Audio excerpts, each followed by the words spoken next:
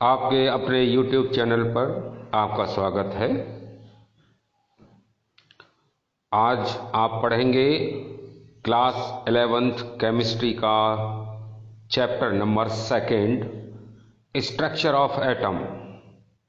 अगर अभी तक आपने हमारा चैनल सब्सक्राइब नहीं किया है तो सब्सक्राइब कर लें।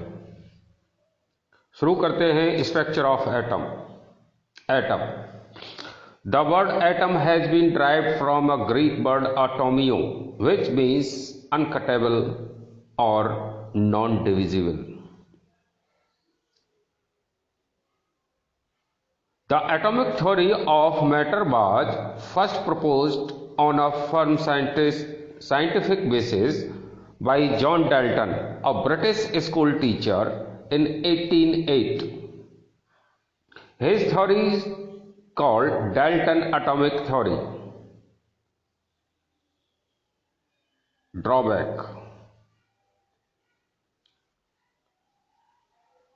डाल्टन एटॉमिक थ्योरी के कुछ ड्रॉबैक्स भी थे, जैसे to account for the stability of atom after the discovery of sub atomic particles. Atomic stability के बारे में ये कुछ बता नहीं पाए और वो डिस्कवरी के बहुत बाद इस चीज के बारे में क्लैरिफाई हुआ था। To compare the behaviour of one electron from other in term of both physical and chemical properties, ये कुछ नहीं बता पाए इसके बारे में। To explain the formation of different kind of molecules by the combination of different atoms, इसके बारे में भी वो कुछ नहीं बता पाए। To understand the origin and nature of the characteristic of electromagnetic radiation observed और इमिटेड बाय एटम। एनर्जी कैसे रेडिएट होती है, एब्जॉर्ब होती है एटम के अंदर, इलेक्ट्रॉन्स कैसे उसके ऊपर बिहेव करते हैं, इसके बारे में भी डाल्टन ने कुछ नहीं बताया था। तो इसके लिए इनकी जो थ्योरी थी वो फेल हो गई। अब पढ़ते हैं सब एटॉमिक पार्टिकल्स एटम के। तो डिस्कवरी ऑफ इलेक्ट्रॉन सबसे पहले, in mid 1850 many scientist mainly Faraday began to study electrical discharge in partially evacuated tube known as cathode ray discharge tube। तो सबसे पहले इलेक्ट्रॉन की जो डिस्कवरी थी वो हुई जो कैथोड रे डिस्चार्ज ट्यूब से हुई, जिसमें से एक नेगेटिव टर्मिनल से एक रेडिएशन निकलता है, रेज निकलती हैं, उनको कैथोड रेज कहा। बाद में जो पार्टिकल्स थे उन्हीं को इलेक्ट्रॉन कहा गया।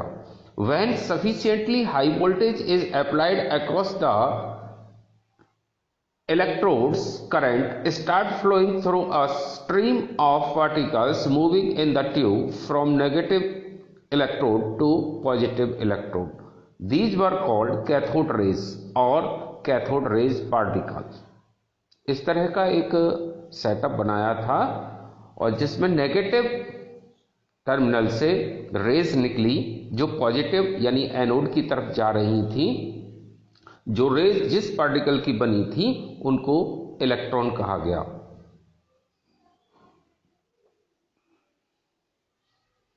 Experiment with phosphorescent material zinc sulphide. तो जो पॉजिटिव टर्मिनल था उस साइड में, उसके बैक साइड में एक जिंक सल्फाइड की कोटिंग कर दी गई जो फ्लोरोसेंट था, जिस पर कोई पार्टिकल टकराए तो वो चमक पैदा करता था। तो इस तरह का एक एक्सपेरिमेंट किया गया। जब कैथोड रेज यहां से परफोरेटेड माने जिसमें एक शीट ली बहुत पतली जिसमें छेद हो रहे थे, उसमें से जब नेगेटिव रेज इस पॉजिटिव पार्ट पर टकराई जहां पर जिंक सल्फाइड की कोटिंग हो रही थी, तो वहां एक चमक पैदा हो जाती है। तो इस तरह का एक्सपेरिमेंट किया गया। A cathode ray discharge tube with the perforated anode। Result क्या निकला? The result of experiment, the cathode rays start from cathode से शुरू होती हैं rays and move towards the anode की तरफ जाती हैं। These rays themselves are not visible, it glows the fluorescent material zinc sulphide. ये रेज खुद तो दिखाई नहीं देती, लेकिन जब ये टकराती हैं जिंक सल्फाइड से तो फ्लोरोसेंट एक चमक पैदा करती हैं। In the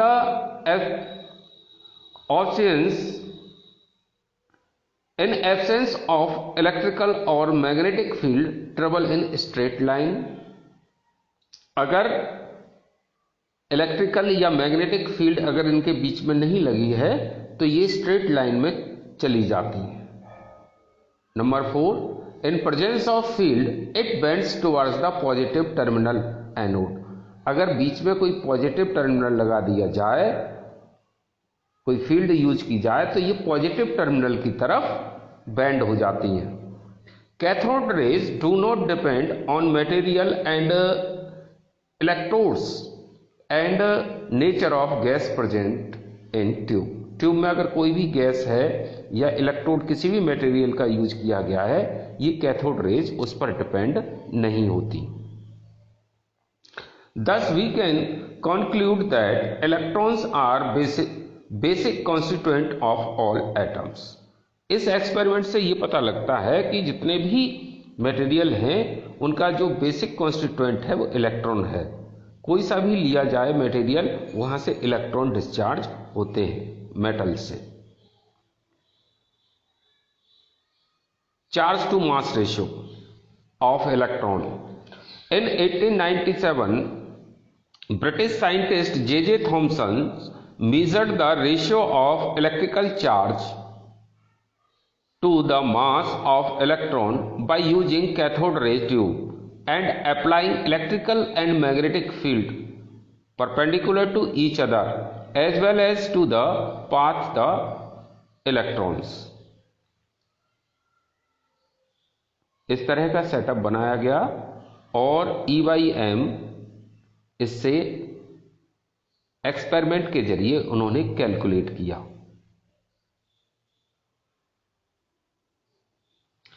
the apparatus to determine the charge to the mass ratio of electron.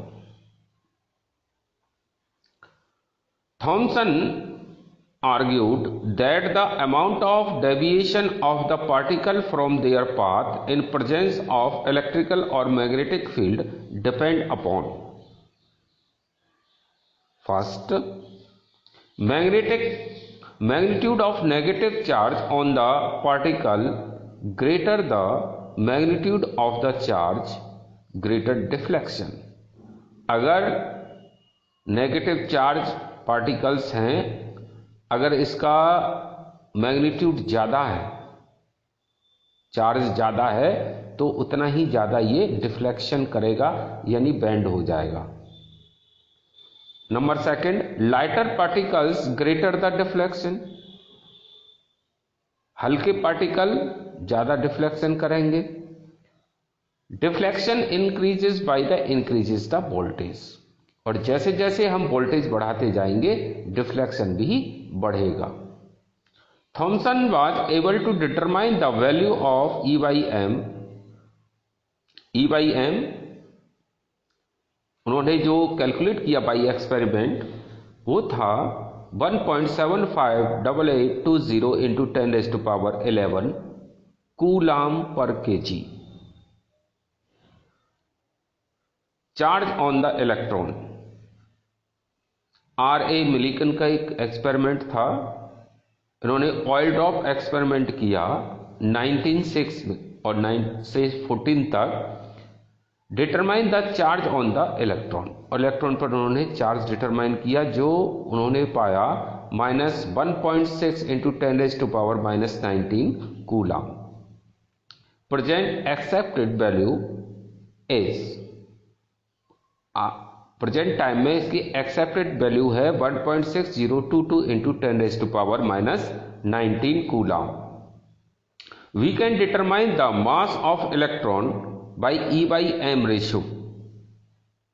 तो mass E upon E by m electron का चार्ज रखा और E बाई एम की वैल्यू रख दी नीचे और कैलकुलेट होकर के 9.1094 इंटू 10⁻⁻31 kg इलेक्ट्रॉन का मास आता है, जो बहुत बहुत कम है। Discovery of proton and neutron.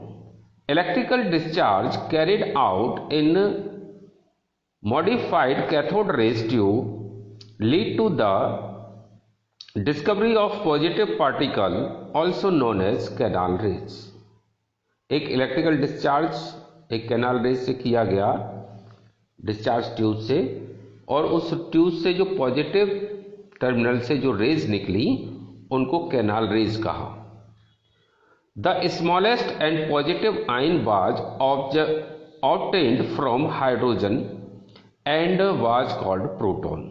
उसमें हाइड्रोजन गैस ली जो सबसे लाइटेस्ट है, और उससे जो H+ निकला, हाइड्रोजन से एक इलेक्ट्रॉन, हाइड्रोजन में एक इलेक्ट्रॉन होता है, अगर वो एक इलेक्ट्रॉन डोनेट करता है तो सिर्फ प्रोटॉन बचा रह जाता है उसके न्यूक्लियस में। तो जो हाइड्रोजन आयन होता है पॉजिटिव आयन, उसे प्रोटॉन आयन भी बोलते हैं। सब एटॉमिक पार्टिकल इलेक्ट्रॉन की खोज जे थॉमसन ने की, प्रोटॉन रदरफोर्ड ने, और न्यूट्रॉन की खोज चैडविक ने 1932 में की थी। थॉमसन मॉडल पढ़ते हैं। J Thomson in 1898 proposed that an atom possesses a spherical shape in which the positive charge is uniformly distributed. The electrons are embedded into it in such a manner as to give the most stable electrostatic arrangement. It was known as plum pudding, raisin pudding, watermelon। तो J Thomson ने atom का वो ऐसे assume किया कि वो एक watermelon की तरह है, जैसे वाटरमेलन के अंदर बीज फंसे होते हैं अंदर, वैसे ही इलेक्ट्रॉन अंदर घुसे होते हैं। इनके दूसरे नाम भी दिए गए, प्लम पुडिंग, रेजिंग पुडिंग। तो इस तरह का इन्होंने एक अजम्पशन दिया। This model was able to explain the overall neutrality of the atom. ये उन्होंने जो मॉडल दिया था वो सिर्फ एक चीज को डिफाइन कर सकता था कि ओवरऑल एटम न्यूट्रल होता है, क्योंकि उन्होंने बताया था जितना पॉजिटिव चार्ज होता है उतना ही इसके ऊपर नेगेटिव चार्ज होता है। तो बस इसके अलावा ये कोई ही किसी और बात को एक्सप्लेन करने में असमर्थ था। Rutherford nuclear model. Rutherford and his students Hans Ziegler and Ernest Marsden, इन लोगों ने मिलकर के एक एक्सपेरिमेंट किया, एक गोल्डन फॉयल ली और उस पर अल्फा पार्टिकल्स की बॉम्बार्डिंग की।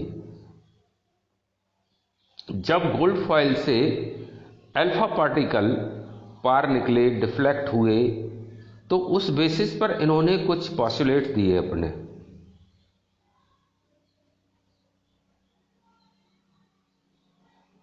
For example, most of the alpha particle passes through the gold foil undeflected। ज्यादातर पार्टिकल, जैसे इसमें दिखाया है ऊपर डायग्राम में, सीधे सीधे पार्टिकल, अल्फा पार्टिकल एटम से आर पार निकल गए। Second, a small fraction of the alpha particle was deflected by small angle। थोड़े से स्मॉल एंगल पर डिफ्लेक्ट हुए, और बहुत फ्यू पार्टिकल्स 1/20,000 के आसपास 180 डिग्री पर बाउंस बैक हो गए। इन ऑब्जर्वेशन से उन्होंने कुछ कंक्लूजन निकाले, वो ये थे, most of the space of atom is empty. Atom का ज्यादातर एम्प्टी होता है part portion, alpha particle were deflected due to positive charge present in nucleus. जो अल्फा पार्टिकल डिफ्लेक्ट हुए वो न्यूक्लियस में प्रेजेंट पॉजिटिव चार्ज की वजह से थे, क्योंकि अल्फा पार्टिकल भी पॉजिटिव चार्ज वाले होते हैं और न्यूक्लियस भी पॉजिटिव चार्ज वाला होता है। Third, nucleus is very small compare to atom is 10⁻⁻15। Atom के मुकाबले न्यूक्लियस बहुत छोटा होता है, 10⁻⁻15। Rutherford proposed the nuclear model of atom after discovery of proton। जब प्रोटॉन की डिस्कवरी हो गई, रदरफोर्ड ने तब अपना मॉडल प्रपोज किया। उसमें यह बताया, number 1, positive charge is concentrated in extremely small region nucleus. Positive charge बहुत छोटे से पार्ट में न्यूक्लियस में ही मौजूद होता है। Nucleus is surrounded by the electron that move around the nucleus with very high speed in circular path called orbit. Nucleus के चारों ओर इलेक्ट्रॉन्स मूव करते हैं बहुत हाई स्पीड में। Third, electrons and the nucleus are held together by electrostatic force of attraction. Nucleus और electron ये एक दूसरे को होल्ड किए रहते हैं इलेक्ट्रोस्टैटिक फोर्स से। Atomic number. Atomic number is the number of proton present in the nucleus.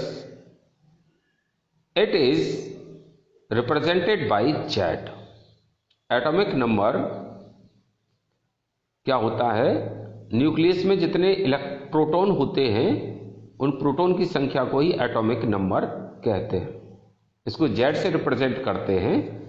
तो एटॉमिक नंबर इक्वल टू होता है number of proton in the nucleus equal to number of electron. Mass number होता है number of proton plus number of neutron. Isobar. Isobars are the atoms with same mass number but different atomic number. Isobar में mass number तो same होता है different species का, लेकिन atomic number different होता है। जैसे कार्बन 14, नाइट्रोजन 14, कैल्शियम 40, आर्गन 40, इनका एटॉमिक नंबर डिफरेंट है। Isotopes. The atoms with identical atomic number but different atomic mass are known as isotopes. जिनका एटॉमिक नंबर सेम हो और मास अलग अलग हो उनको आइसोटोप बोलते हैं। जैसे हाइड्रोजन 1, हाइड्रोजन 2, हाइड्रोजन 3 यानी प्रोटियम, ड्यूट्रियम और ट्राइटियम, कार्बन 12, कार्बन 13, कार्बन 14, इनका एटॉमिक नंबर सेम है। ऐसे ही क्लोरीन 35 और क्लोरीन 37, इनका एटॉमिक नंबर 17 है। तो ये आइसोटोप्स हैं। Drawback of Rutherford, he could not explain the stability of atom.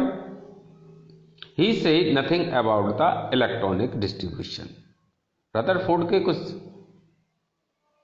Drawback थे। स्टेबिलिटी ऑफ एटम को वो एक्सप्लेन नहीं कर सके थे और उन्होंने इलेक्ट्रॉनिक डिस्ट्रीब्यूशन के बारे में भी कुछ नहीं बताया था। तो इस प्रॉब्लम को सॉल्व करने के लिए नेक्स्ट साइंटिस्ट आए बोर। अब पढ़ते हैं Bohr's model. To overcome the drawback of Rutherford's model of atom and to explain the line spectrum of hydrogen, Niels Bohr in 1913 proposed a new model of atom based upon Planck's quantum theory। Planck quantum theory पर basis उन्होंने एक model propose किया इन सारे problems को sort out करने के लिए। उनके भी जो पॉस्टुलेट्स थे वो ये थे, dual character of electrons. Electron में डुअल कैरेक्टर होता है। Electrons behave like particle, electron behave like wave. इसी को इलेक्ट्रोमैग्नेटिक रेडिएशन कहते हैं। Electron revolve only those orbits which have a fixed value of energy. Electron सिर्फ उन ऑर्बिट्स में रिवॉल्व करते हैं जिनकी एनर्जी फिक्स होती है यानी क्वांटाइज्ड होती है।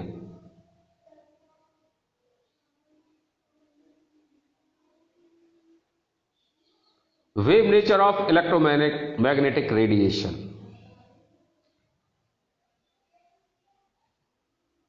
James Maxwell 1870 was the first to give a comprehensive explanation about the interaction between the charged bodies and the behavior of electrical and magnetic field on macroscopic level।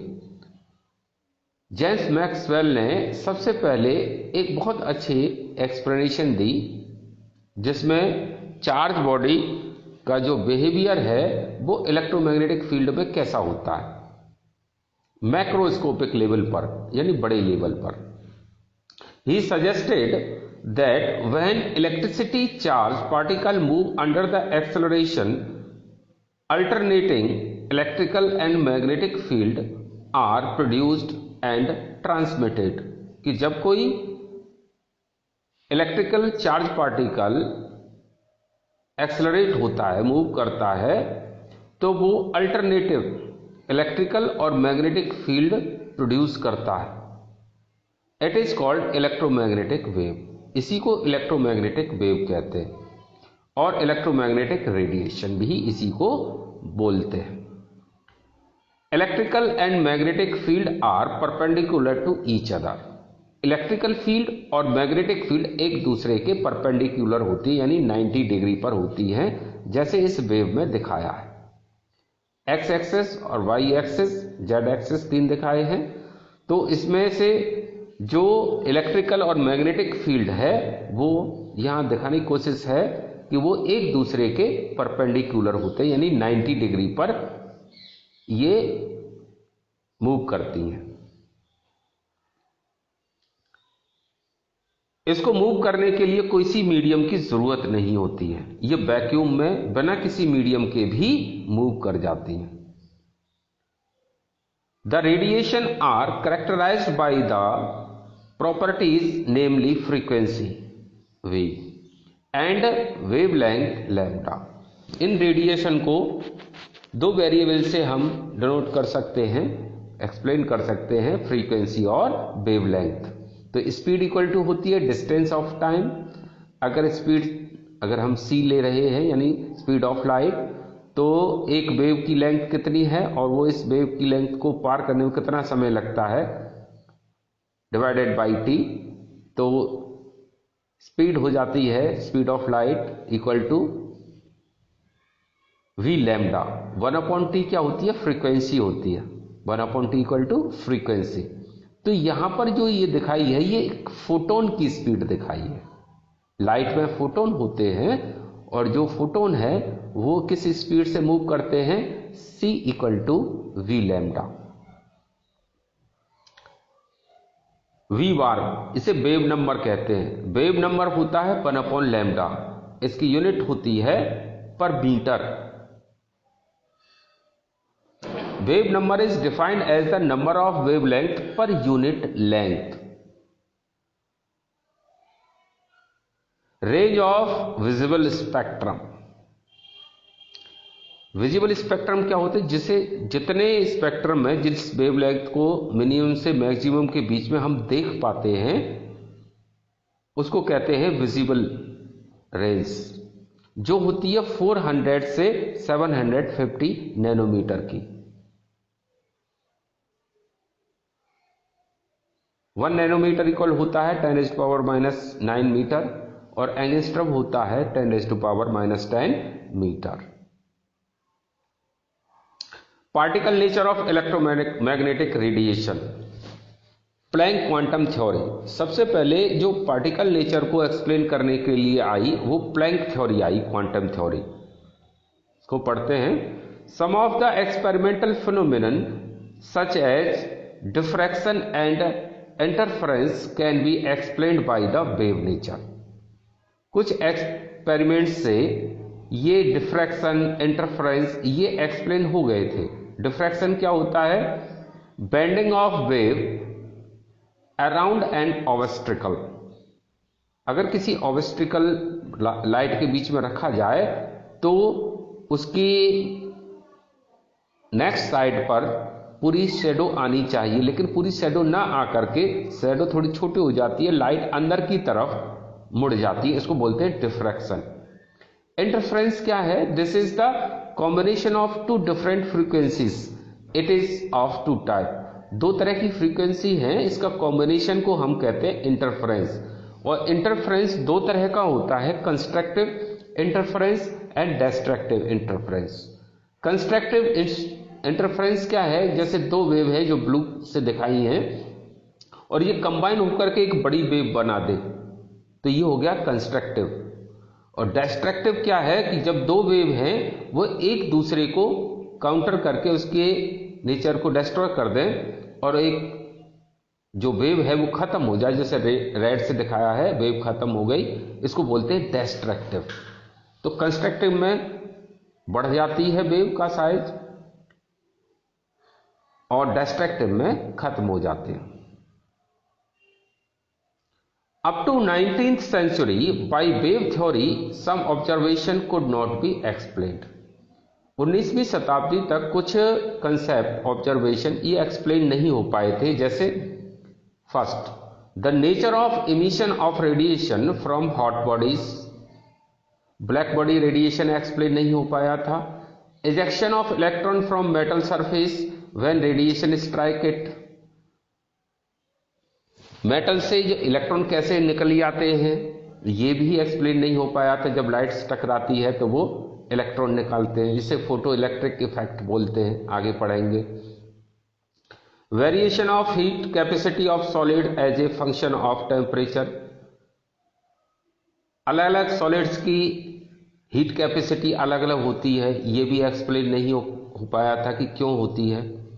Line spectra of atom with spherical reference to hydrogen, line spectra atoms के ये explain नहीं हो पाए थे, जैसे hydrogen के line spectrum कैसे इसको डिफाइन करेंगे, इस बारे में भी कुछ पता नहीं चला था।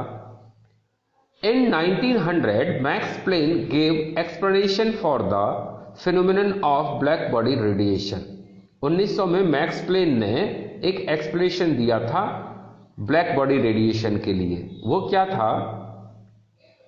Black body emits only those radiations with which it observe, black body सिर्फ उन रेडिएशन को ही निकालती है जिनको वो एब्जॉर्ब करती है।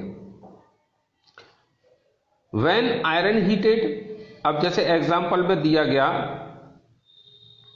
जब हम लोहे के किसी रॉड को या किसी चीज को, लोहे की को गर्म करते हैं तो ये सबसे पहले डल रेड हो जाता है गर्म करने के बाद, फिर उसके बाद थोड़ा और रेड होता है, फिर वाइट हो जाता है और ज्यादा हीट करने पर, और जब वो बहुत ज्यादा गर्म हो जाता है तो उसका कलर आयरन का ब्लू हो जाता है एट वेरी हाई टेम्परेचर।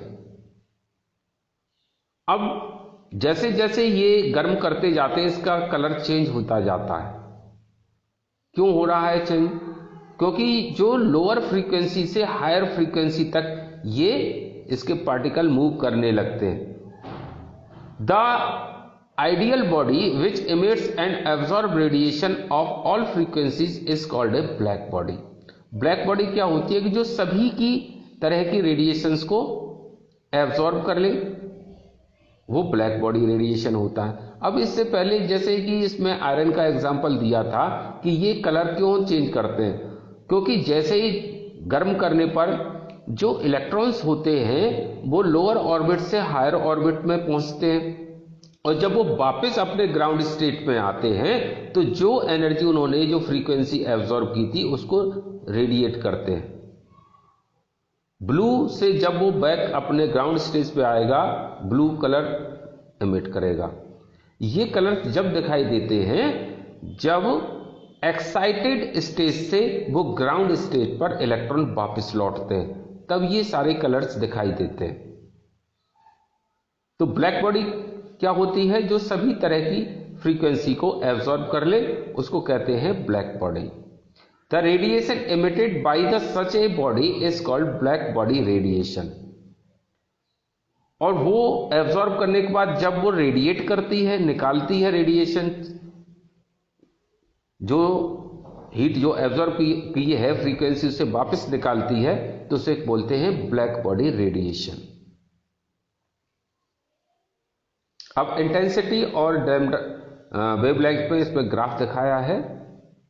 जो रेड वाला है उसमें हाई टेम्परेचर है तो उसकी इंटेंसिटी ज्यादा है, और ब्लू से दिखाया है इसकी इंटेंसिटी कम है, टेम्परेचर कम है। कम टेम्परेचर पर कम इंटेंसिटी वाला रेडिएशन होगा और ज्यादा टेम्परेचर पर ज्यादा इंटेंसिटी वाला रेडिएशन होगा। Intensity proportional to 1/λ। वेवलेंथ से के इंटेंसिटी इनवर्सली प्रोपोर्शनल होती है और टेम्परेचर के डायरेक्ट प्रोपोर्शनल होती है, यानी टेम्परेचर बढ़ेगा तो इंटेंसिटी बढ़ेगी। This experiment can not be explained by the wave theory. ये एक्सपेरिमेंट से पार्टिकल थ्योरी तो एक्सप्लेन होती है, लेकिन इससे वेव थ्योरी एक्सप्लेन नहीं होती। अब इसके लिए प्लैंक आए। Planck suggested that the atom and molecules could emit or absorb energy only the discrete quantities।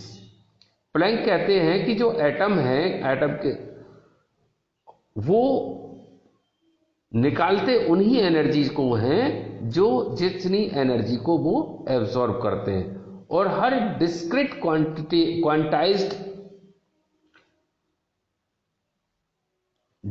Quantities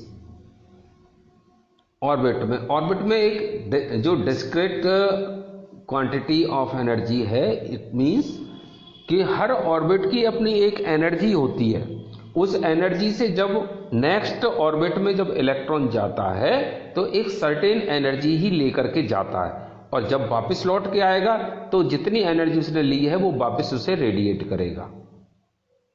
Planck gave the name quantum to the smallest quantity to energy that can be emitted or absorbed in the form of electromagnetic radiation। Planck ने उसको quantum नाम दिया, वो small quantity of energy जो ली या emit की जाती है, एब्जॉर्ब की जाती है या दी जाती है एक लेवल से दूसरे लेवल में जाने के लिए, उसका नाम उन्होंने क्वांटम रखा। इस पर बहुत सारी वो पूरी बहुत बड़ी फिजिक्स, क्वांटम फिजिक्स मौजूद है। तो वो जो एनर्जी है that is direct proportional to frequency. Proportional हटाएंगे और एक कांस्टेंट लगाएंगे h equal to h VH या HV। तो E एनर्जी यहां डिनोट हो रही है, V फ्रीक्वेंसी है, H प्लैंक कांस्टेंट है जिसकी वैल्यू है 6.626 into 10⁻⁻34 joule second. With this theory Planck could explain the distribution of intensity in the radiation from black body as a function of frequency, wavelength and different temperature. इस theory से Planck explain कर पाए कि जो distribution है intensity का in form of radiation कैसे होता है, ब्लैक बॉडी किस तरह एब्जॉर्ब करती है और कैसे फ्रीक्वेंसी को रेडिएट करती है, किसको कितनी फ्रीक्वेंसी रेडिएट होगी। तो रेडिएट वही फ्रीक्वेंसीज होती हैं जो एब्जॉर्ब होती हैं। Photoelectric effect। If electrons start ejected when certain metal is exposed to a beam of light, is called photoelectric effect। अगर कोई इलेक्ट्रॉन बाहर निकलता है जब उस पर लाइट पड़ती है, तो लाइट के टकराने से इलेक्ट्रॉन का बाहर निकलना सरफेस से फोटोइलेक्ट्रिक इफेक्ट कहलाता है। जैसे इस डायग्राम में दिखाया है, लाइट एक पड़ रही है एक प्लेट पर जो किसी मेटल का बना है, उससे इलेक्ट्रॉन निकल रहे हैं और वो दूसरे टर्मिनल की तरफ मूव कर रहे हैं। That is photo electric effect. Result क्या है, when a light strike a surface of metal electrons ejected without time lag. जब लाइट किसी मेटल से टकराती है तो बिना समय गंवाए उसमें से इलेक्ट्रॉन निकलते हैं। Number of electron ejected proportional to intensity of light. कितने इलेक्ट्रॉन इससे निकलेंगे ये लाइट की इंटेंसिटी पर डिपेंड है। लाइट की ज्यादा ब्राइट होगी तो ज्यादा इलेक्ट्रॉन निकलेंगे और लाइट में ब्राइटनेस कम है तो कम इलेक्ट्रॉन पास आउट होंगे उससे। बिलो मिनिमम फ्रीक्वेंसी यानी v naught, number of photoelectric effect seen. अगर वी नॉट यानी मिनिमम फ्रीक्वेंसी जितनी चाहिए इलेक्ट्रॉन को निकालने के लिए उससे कम है तो फोटो इलेक्ट्रिक इफेक्ट नहीं होगा। थ्रेशोल्ड फ्रीक्वेंसी, वी नॉट को थ्रेशोल्ड फ्रीक्वेंसी कहते हैं, यानी minimum frequency that eject the electron from metal. V is always greater than V naught. Electron comes out with certain kinetic energy. अगर frequency ज्यादा है V naught से यानी threshold frequency से ज्यादा है तो इलेक्ट्रॉन निकलेंगे एक काइनेटिक एनर्जी के साथ। The minimum energy to remove electron, कम से कम जो एनर्जी चाहिए इलेक्ट्रॉन को रिमूव करने के लिए that is E equal to h v naught. इसको बोलते हैं थ्रेशोल्ड एनर्जी, इलेक्ट्रॉन को बाहर निकालने के लिए जो एनर्जी मिनिमम चाहिए। Given energy E given equal to h v. Kinetic energy क्या है, given energy minus threshold energy. Threshold energy को गिवन एनर्जी से माइनस कर देंगे तो क्या निकलेगा कि वो एनर्जी निकलेगी जिससे इलेक्ट्रॉन में काइनेटिक एनर्जी आई है। तो काइनेटिक एनर्जी E के equal to h v minus h v naught. वैसे इसे वी ना बोल करके न्यू बोलते हैं, h nu minus h nu naught. H nu naught है दैट इज थ्रेशोल्ड एनर्जी। तो एनर्जी का फॉर्मूला आप मालूम है, हाफ mv² होता है। यह मास इलेक्ट्रॉन का है और v है इलेक्ट्रॉन की वेलोसिटी। तो ये फॉर्मूला बन करके निकलता है h nu equal to half mv² plus threshold energy h nu. Work function, जो थ्रेशोल्ड एनर्जी है इसी को वर्क फंक्शन भी कहते हैं क्योंकि ये इलेक्ट्रॉन पास आउट कर रहा है। Minimum energy required to eject electron is called work function. Dual behaviour of electromagnetic radiation, electromagnetic radiation का डुअल बिहेवियर होता है, पढ़ते हैं। Light behave both as particle and wave. जो लाइट है वो दो तरह का बिहेवियर करती है, पार्टिकल का और वेव का भी। So it is called electromagnetic vector, इसलिए लाइट को इलेक्ट्रोमैग्नेटिक वेक्टर बोलते हैं। So that scientist could explain, इससे साइंटिस्ट एक्सप्लेन कर पाए ब्लैक बॉडी रेडिएशन का, interference and diffraction of light का। इमिशन इफेक्ट, स्पेक्ट्रम क्या होता है। The spectrum of radiation emitted by a substance that has absorbed energy is called an emission spectrum.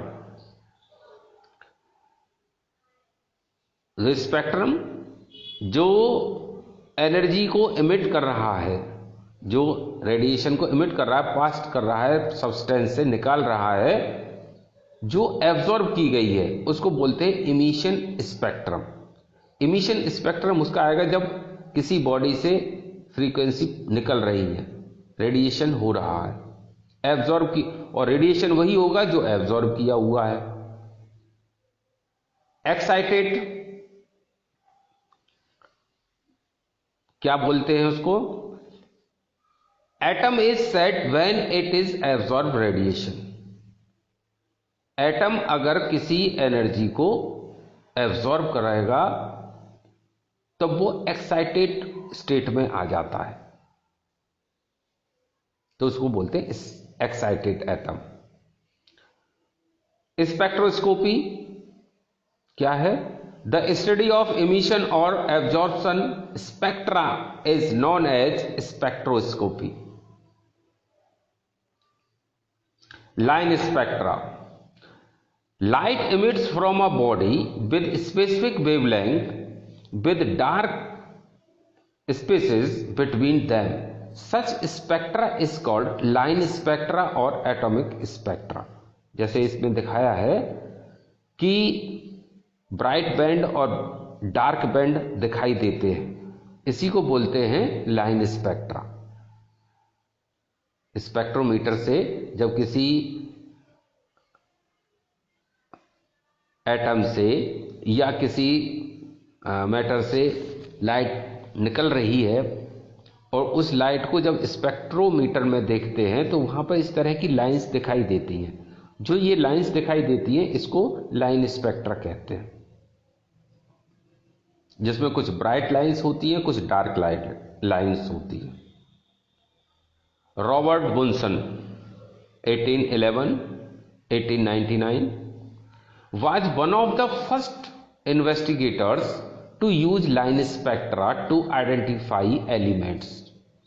Robert Bunsen एक पहले जो साइंटिस्ट थे जिन्होंने लाइन स्पेक्ट्रा को स्टडी करके ये बताया कि जो ये रेडिएशन आ रहा है किस एटम का है। तो एटम की स्टडी करने के लिए इसका यूज हुआ और इससे ही ये पता लगाया गया कि जैसे सन के अंदर मोस्टली जो एटम्स हैं गैसेस में वो हीलियम के हैं। Note, every element have a unique line spectra. Her element का एक यूनिक लाइन स्पेक्ट्रा होता है जिससे उसकी पहचान की जा सकती है। Element like rubidium, caesium, thallium, indium, gallium, scandium were discovered by line spectra। Line spectra से ही ये सारे एलिमेंट डिस्कवर हुए। By he was discovered in the sun by, जैसे इसमें लिखा है helium was discovered in the sun by spectroscopic method. Helium की डिस्कवरी इसी लाइन स्पेक्ट्रा से हुई कि सन में मोस्टली हीलियम है। Spectrum of hydrogen, when an electric discharge is pass through gaseous hydrogen the excited hydrogen atom produced emit electromagnetic radiation of discrete frequencies। जब electric discharge पास किया जाता है गैसियस हाइड्रोजन में, तो वो जो एक्साइटेड हाइड्रोजन एटम है वो एक इलेक्ट्रोमैग्नेटिक रेडिएशन एमिट करते हैं अपनी डिस्क्रीट फ्रीक्वेंसीज का। अब इसको अलग अलग तरह के नाम दिए गए। बामरशुड in 1885 on the basis of experiment if electrical lines are expressed in wave number then hydrogen spectrum only following formula। बामर ने 1885 में इस एक्सपेरिमेंट के जरिए स्पेक्ट्रल लाइन से एक्सप्रेस किया, यानी कि जो स्पेक्ट्रल लाइंस है इसे वेव नंबर से एक्सप्लेन किया। अब वेव नंबर क्या होता है? 1/λ होता है।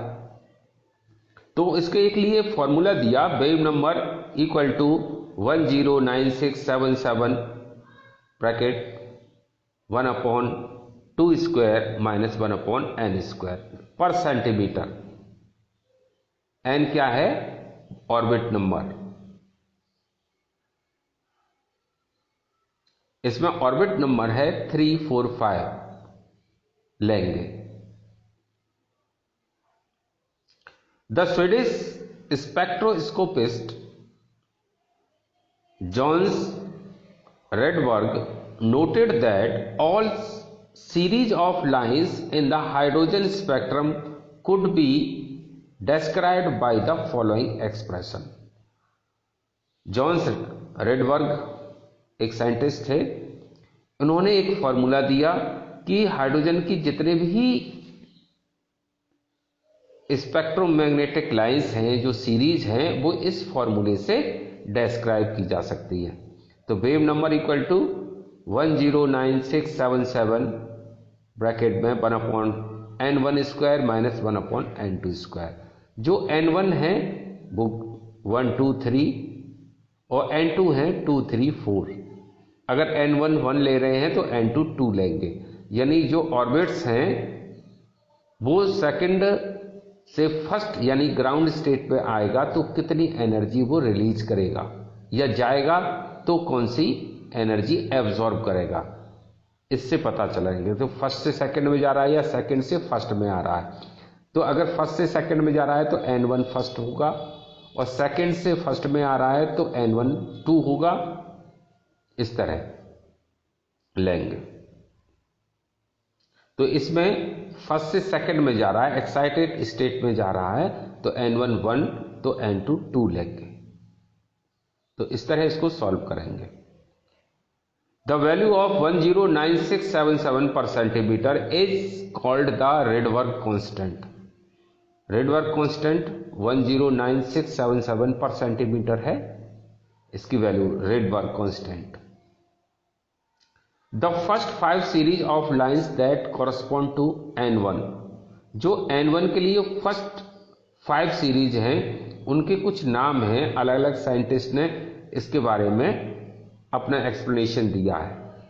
तो जो n1 के लिए फर्स्ट नंबर है, n1 1 है जिसके लिए, उसको लाइमन सीरीज बोलते हैं, जिसके लिए n2 2 3 4 होगा। और ये अल्ट्रावायलेट रीजन में आती है।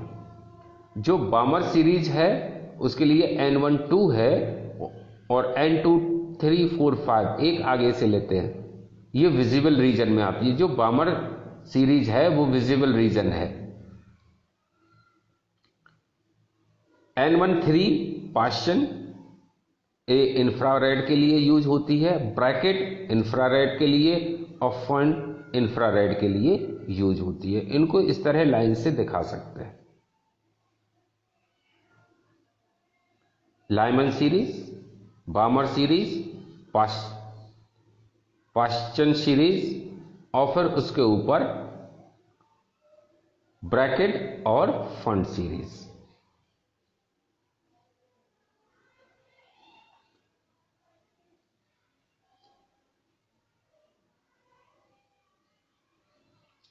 Hydrogen atom has the simplest line spectrum and it becomes complex for the behavior atom.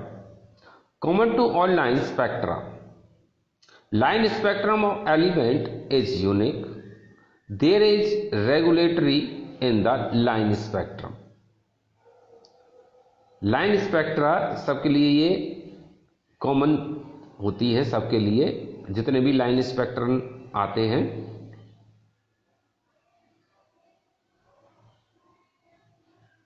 What are the reasons for these similarities? In similarities, ये similarities जो आई हैं इसके पीछे कारण क्या है?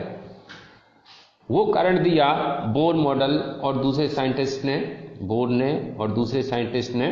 तो सबसे पहले पढ़ते हैं Bohr's model for hydrogen atom. Niels Bohr 1930 में was the first to explain the general features of hydrogen atom structure.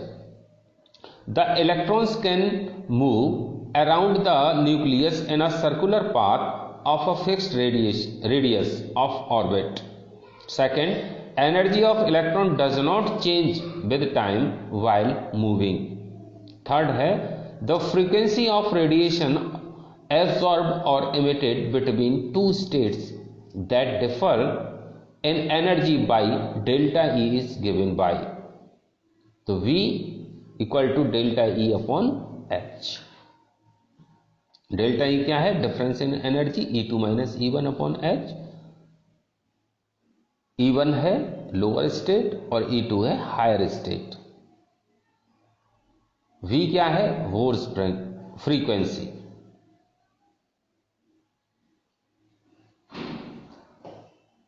The angular movement of electron in the given stationary state can be expressed as the equation। जो angular movement है electron का वो किस तरह show किया जाता है? तो एंगुलर मूवमेंट का फॉर्मूला होता है movement of inertia into angular velocity. Angular movement को L से डिनोट करते हैं, मूवमेंट ऑफ इनर्शिया I, और एंगुलर वेलोसिटी को ओमेगा से डिनोट करते हैं। तो L equal to I omega. तो L इक्वल टू हो गया आई ओमेगा और I इक्वल टू होता है mr स्क्वायर। इनर्शिया का फॉर्मूला है मास इनटू रेडियस का स्क्वायर। तो फॉर्मूला और ओमेगा है V upon R। V liner velocity of radius, ये क्या है? Angular velocity V upon R होती है, वैल्यू रखिए। तो इसमें mRV कैलकुलेट होकर के आता है, या L इक्वल टू RP भी होता है, R इक्वल टू mVR,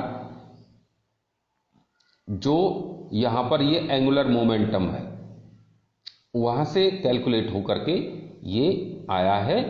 और P क्या है? मोमेंटम। मोमेंटम होता है mv।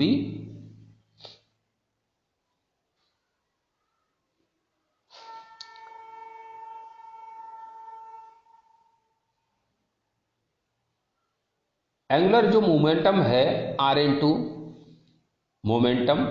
तो जो R है ये वेक्टर है, मोमेंटम भी वेक्टर होता है, और जो एंगुलर मोमेंटम है ये भी वेक्टर क्वांटिटी है।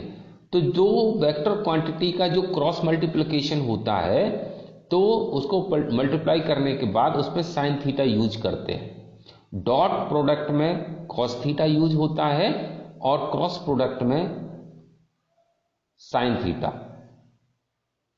तो L NH upon 2 pi equal to MBR sine theta.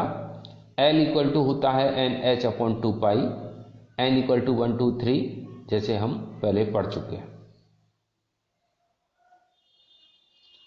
Angular momentum is integral multiple of H upon 2 pi for certain fixed orbit.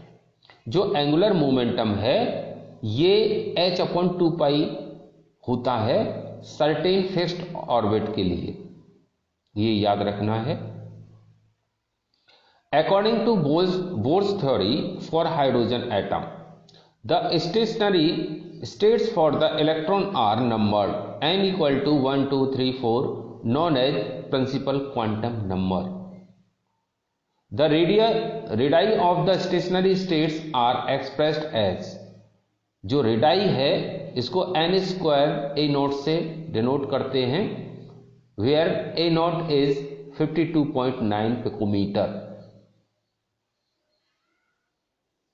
The first stationary state are called the Bohr orbit। जो first stationery state होती है उसको बोलते हैं Bohr orbit, जिसकी value होती है 52.9 pm, जिसे हम a नॉट से शो कर रहे हैं। हाइड्रोजन एटम के लिए है ये। The most important property associated with the electron is the energy of its stationery state. Stationery state के लिए जो मोस्ट प्रॉपर्टी होती है तो उसकी एनर्जी है, एनर्जी इक्वल होती है En इक्वल टू n क्या है? किसी खास नंबर के ऑर्बिट में मौजूद energy. En equal to minus RH into 1 upon n square. RH क्या है? रेड वर्ग कॉन्स्टेंट, जहां n इक्वल टू 1 2 3 ले सकते हैं। RH रेड वर्क कांस्टेंट है जिसकी वैल्यू होती है 2.18 into 10⁻⁻18 joule. When the electron is free from the influence of nucleus, the energy is taken as 0। जब न्यूक्लियस को इलेक्ट्रॉन उसके ऑर्बिट से चला जाता है, ऑर्बिट से इलेक्ट्रॉन निकल जाता है, तो वो जीरो एनर्जी लेकर के जाता है, यानी कोई एनर्जी लेकर के नहीं जाता। n equal to infinity is called the ionised hydrogen atom. जब n इंफिनिटी दिया जा रहा है, इट मीन्स कि that is hydrogen atom is ionised. Bohr's theory can also be applied to the ions containing only one electron. Bohr theory के अनुसार वो ions जिसमें एक इलेक्ट्रॉन हो, हाइड्रोजन आयन हो या हाइड्रोजन लाइक आयन हो, जैसे हीलियम प्लस है, हीलियम में 2 इलेक्ट्रॉन होते हैं, एक इलेक्ट्रॉन निकल गया, हीलियम प्लस बचा तो एक इलेक्ट्रॉन बचा, तो वो किस तरह का हो गया, हाइड्रोजन लाइक। लिथियम है, वो भी 3 इलेक्ट्रॉन होते हैं, 2 रिमूव हो गए, 2 प्लस हो गया, तो इस पर भी एक इलेक्ट्रॉन बचा, तो ये भी हाइड्रोजन लाइक हो गया। ऐसे ही beryllium. Energy for such species, इन तरह की स्पीसीज के लिए अगर एनर्जी कैलकुलेट करेंगे तो इस फॉर्मूले से कैलकुलेट करेंगे, En equal to -2.18 into 10⁻⁻18 Z²/n² joule. R इसके लिए निकालनी है तो 52.9 n²/z, यानी A0 n²/z ऐसे भी बोल सकते हैं। Z is atomic number of one electron species, वो इलेक्ट्रॉन स्पीसीज जिसमें एक ही इलेक्ट्रॉन हो उसके लिए। Fifth, it is possible to calculate the velocity of electron. Electron की वेलोसिटी कैलकुलेट की जा सकती है। Velocity of electron increases with the increases of nuclear charge. Nuclear charge जैसे जैसे बढ़ता जाएगा इलेक्ट्रॉन की वेलोसिटी बढ़ती जाएगी। Explanation of line spectrum of hydrogen. The electron is absorbed radiation and move from lower orbit to higher number of orbit.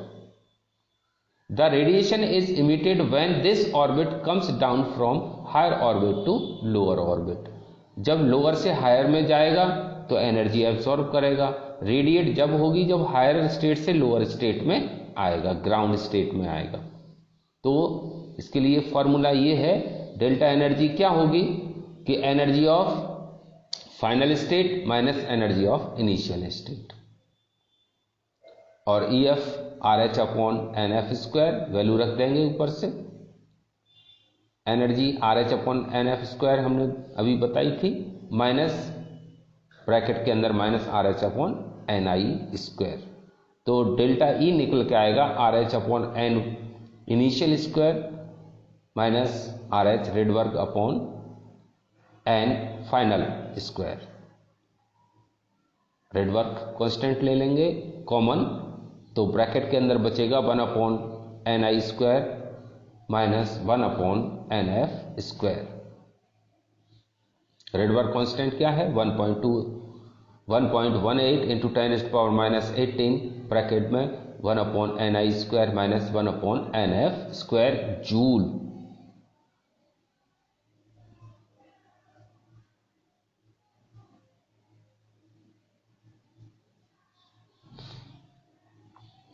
Delta E है nu H upon delta E equal to nu H, तो V जो nu है निकालेंगे delta E upon H, इसकी value इधर put कर देंगे तो न्यू इक्वल टू हो जाएगा 2.18 इंटू 10⁻⁻18 अपॉन H ब्रैकेट में 1/N initial square minus 1/N final square हर्ज इक्वल टू 2.18 इंटू 10⁻⁻18 अपॉन इधर H की वैल्यू रख देंगे प्लैंक कांस्टेंट की, और फिर से कैलकुलेट करके आएगा V equal to 3.29 into 10⁻15 bracket में 1/N initial square minus 1/N final square.